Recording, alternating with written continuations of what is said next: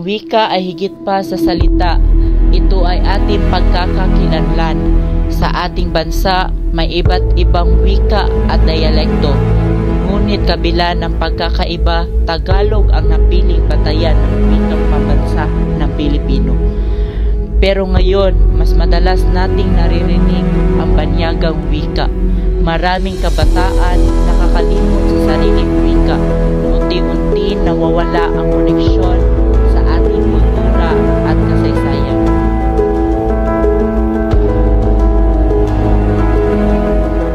Ang wika ay hindi lamang salita. Ito ay ating pagkakakilanlan, ating kultura at ating puso bilang Pilipino. Sa bawat bigkas na salitang mahal kita, salamat o bayan, naririnig natin ang ating kasaysayan at pagkakaisa. Ako si Mark Alton Gulfan at sa video ito, sama-sama nating tuklasin ang halagahan ng wika sa ating buhay at sa kinabukasan ng ating bayan.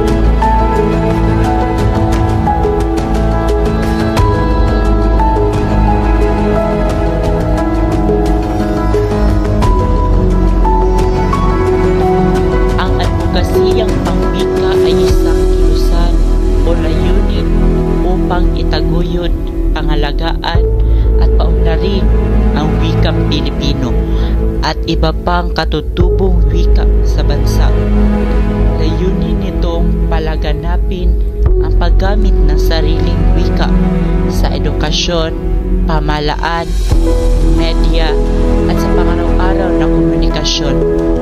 Sa ganitong paraan, napapanatili natin ang ating pambansang pagkakakilanlan sa gitna ng mabilis na pagbabago ng panahon.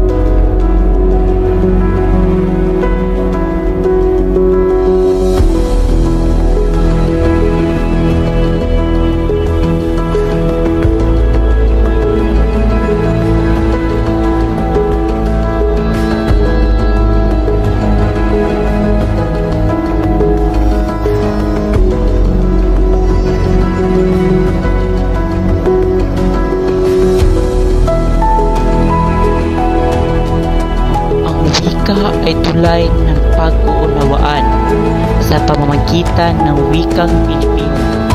Nagkakaroon tayo ng mas malalim na ugnayan sa isa't isa. Ito ay nagbibigay buhay sa ating panitikan, sining at tradisyon. Kung mawawala ang ating wika, mawawala rin ang ating kultura.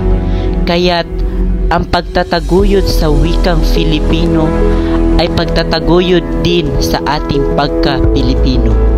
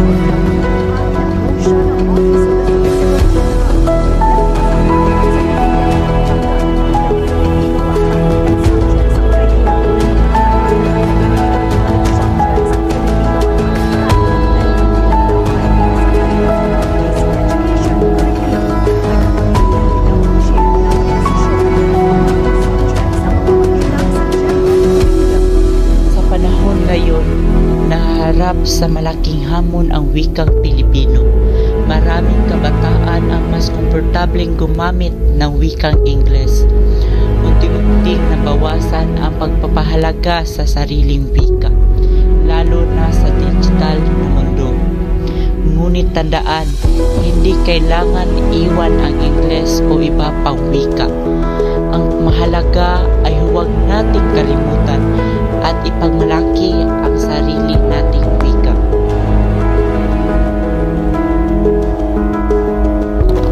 Paano natin mapangalagaan ang ating wika? Una, gamitin ito sa araw-araw na pakikikalam.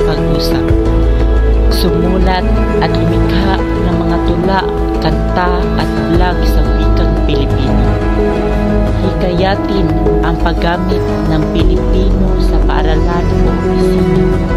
At higit sa lahat, ipasa sa mga susunod na henerasyon ang pagmamahal sa sariling wika. Ang maliit na hakbang ng bawat isa ay malaking ambag sa pagpapanatili ng ating wika.